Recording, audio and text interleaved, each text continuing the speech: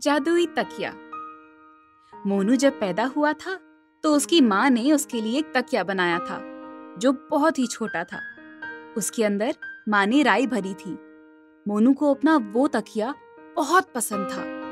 उसने अपनी माँ से कहा, माँ, मुझे वो छोटा तकिया निकाल दो, मैं अब वही तकिया लूंगा। मोनू, लेकिन वो तकिया तो बहुत छोटा है। हाँ, तो आप उसमें और राई भरकर उसको बड़ा कर दो। माँ के बहुत समझाने पर भी मोनू नहीं माना। मजबूरी में माँ उस तकिए को और बड़ा कर देती है। अपने बचपन का तकिया देखकर मोनू बहुत खुश होता है और रोज उसी पर सर रखकर सोता है। एक दिन मोनू का दोस्त बहुत बड़ी सी खिलौने वाली कार लेकर आता है जो कि बहुत महंगी होती है। तो मोनू भी घर आकर कार लेने की जिद करता है। माँ, मुझे वैसी ही कार चाहिए। मोनू, वो कार बहुत महंगी है, हमारे पास इतने पैसे नहीं हैं। माँ के मना करने पर मोनू बहुत रोता है और जाकर अपने कमरे में उसी तकिए पर सो जाता है। थोड़ी देर बाद जब उसकी नींद खुलती है तो वो देखता है कि उसके पास वही खिलौने वाली कार है। वो बहुत खुश हो जाता है, उससे रात भर खेलता रहता है। दूसरे दिन सुबह वो कार गायब हो जाती है। फिर एक दिन मोनू स्कूल जाता है और अपने किसी दोस्त के पास बहुत सुंदर और महंगा बस्ता देखता है। घर आकर माँ से बस्ता खरीदने की जिद करने लगता है। मोनू, ये रोज रोज क्या नई नई मांग करने लगते हो? माँ, आप लोग मुझे कभी भी कुछ अच्छा नहीं दिलाते। ये सुनकर मोनू की माँ उसे बहुत डांटती है। थोड़ी देर बाद मोनू फिर रो रो कर उसी तकिए पर सो जाता है। थोड़ी देर बाद फिर वही होता है, उसे अपना पसंदीदा बस्ता मिल जाता है और मोनू बहुत खुश होता है। लेकिन सुबह बस्ता फिर गायब हो जाता है। रोज इसी तरह चलता रहता। वो माँ से कुछ मांगता, नहीं मिलने पर रोता और तकिया उसे वही चीज दे देता। उसे लगने लगता है कि ये तकिया बहुत जादुई है और वो रोज रोज नई नई मांग करने लगता है। कभी खिलौने, कभी कपड़े, कभी बैग, कभी बॉटल। एक दिन माँ उसे ऐसे अकेले खेलते देख लेती है। वो समझ ही नहीं पाती कि ये क्या हो रहा है, लेकिन वो अब रोज मोनू पर नजर रखने लगती है। उसे लगता है कुछ तो गड़बड़ है। मोनू, तुम रोज रात को क्या अकेले अकेले खेलते रहते हो? आपको पता है माँ, ये जो तकिया है ये जादुई तकिया है। मैं आपसे जो भी मांगता हूँ ये मुझे तुरंत दे देता है।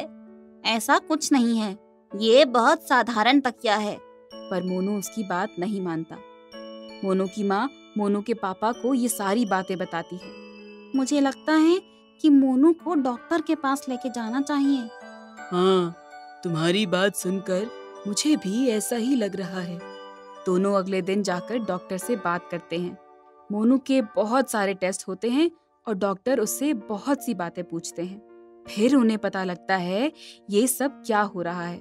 असल में मोनू को हमेशा कोई ना कोई नई चीज चाहिए होती थी, लेकिन उसे उसके माता पिता हर चीज नहीं दिला पाते थे, जिस कारण मोनू उन चीजों की कल्पना करने लगता था। बहुत दिनों तक मोनू का इलाज चलता रहा और वो ठीक हो गया। डॉक्टर ने उसे समझाया, मोनू, ऐसे हर एक चीज की इच्छा करना सही नहीं। तुम्हें तुम्हारे माता पिता हर एक जरूरी चीज दे तो देते हैं। इस कहानी से ये शिक्षा मिलती है कि माता पिता को भी अपने बच्चों के प्रति जागरूक रहना चाहिए। बच्चे आजकल हर चीज को जल्द से जल्द पाना चाहते हैं, लेकिन उन्हें पता नहीं होता कि वो क्या कर रहे हैं। ये माता पिता की जिम्मेदारी होती है अपने बच्चों को बिना डांटे प्यार से समझाएं।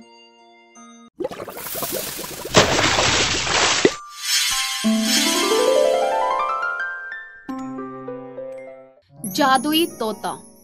एक गांव में एक गरीब लकड़हारा माधव अपनी पत्नी और एक बेटे के साथ रहता था। जंगल से लकड़ियां काटकर उन्हें बाजार में बेचकर ही वो अपने परिवार का पालन पोषण कर रहा था। उसका छोटा सा घर, टूटी खाट, गिने चुने पुराने कपड़े और 2-4 बर्तन ही उसकी गरीबी के साथी थे। पप्पू की माँ, आजकल बाजार में लकड़ियों के अच्छे भाव नहीं मिल रहे हैं। ऊंची दुकानों में लोग ऊंचे दाम में भी सामान खरीद लेते हैं। लेकिन हम गरीबों की लकड़ियों का बड़ा मोलभाव करते हैं। हमारे परिश्रम का कोई महत्व नहीं रह गया है। आप सच कह रहे हैं, गरीबों की कोई कद्र ही नहीं है। माधव दुखी होकर अपनी खटिया पर बैठा था और उसने देखा कि उसकी खिड़की पर एक बहुत सुंदर प्यारा तोता आकर बैठ गया है। मिट्ठू भाई, लगता है बहुत भूख लगी है, मैं कुछ लेकर आता हूँ। प्यारा तोता बड़ी आशा भरी नजरों से माधव को देख रहा था। माधव 2 लाल मिर्च और 1 अमरूद जब रोटियां बना चुकी, तब उसने बचा हुआ सूखा आटा रखने के लिए जब आटे का डिब्बा खोला, उसकी आंखें खुली की खुली रह गई। आटे का पूरा डब्बा खचाखच भरा हुआ था। जब उसने गेहूं, चावल और दाल के डिब्बों को खोलकर देखा तो वे सब पूरी तरह से भरे हुए थे।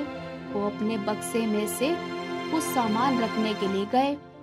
तब उसने देखा पूरा बक्सा धन दौलत सोने चांदी से भरा हुआ था। माधव की पत्नी खुशी से चकरा गई। उसे ये बात समझने में जरा भी देर न लगी कि ये सारे चमत्कार उसी प्यारे तोते ने किए हैं। मम्मी, मम्मी, ये तो बहुत बड़ा जादू है, चमत्कार है। पप्पू के बाबूजी, जल्दी यहाँ आइए। ये देखिए, हमारे प्यारे मिट्ठू ने हमारी गरीबी को दूर भगाकर हमें माला माल कर दिया है। अरे, ये तो कमाल हो गया।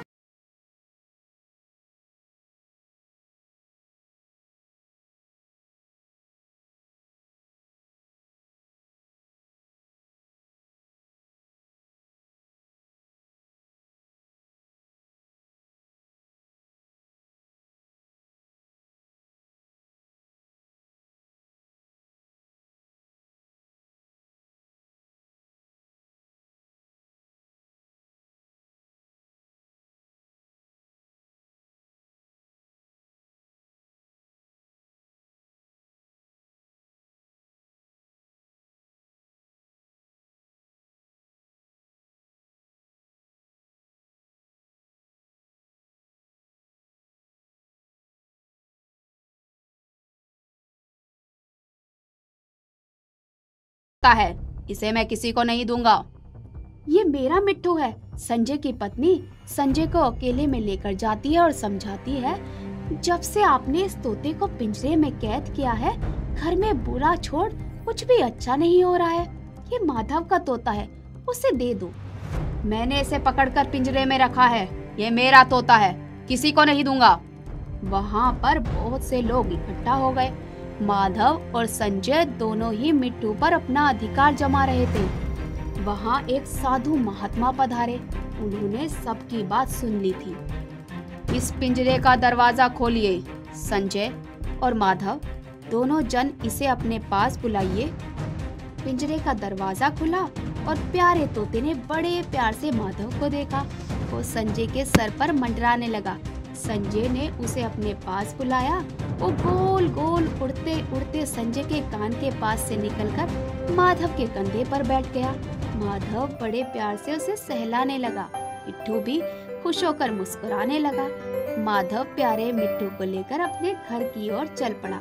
उसकी पत्नी और उसके बच्चे ने जब मिट्ठू को देखा तो वे सभी खुशी से झूम उठे। जादुई मैना। एक गांव में शैलेंद्र नाम का एक किसान दोपहर के समय अपने खेत में काम कर रहा था। सूरज सर पर आ गया था, इसीलिए उसने घर से आए हुए खाने की पोटली खोल ली। उसने जैसे ही खाने का निवाला मुंह में डाला, उसके कानों में किसी पक्षी का दर्दनाक आवाज सुनाई पड़ी। वो जहां बैठा था उससे कुछ ही दूर पर एक पेड़ के पास एक बाज पक्षी एक मैना पर वार कर रहा था। शैलेंद्र ने झट से खाना छोड़कर हाथ में डंडा उठा लिया और उस मैना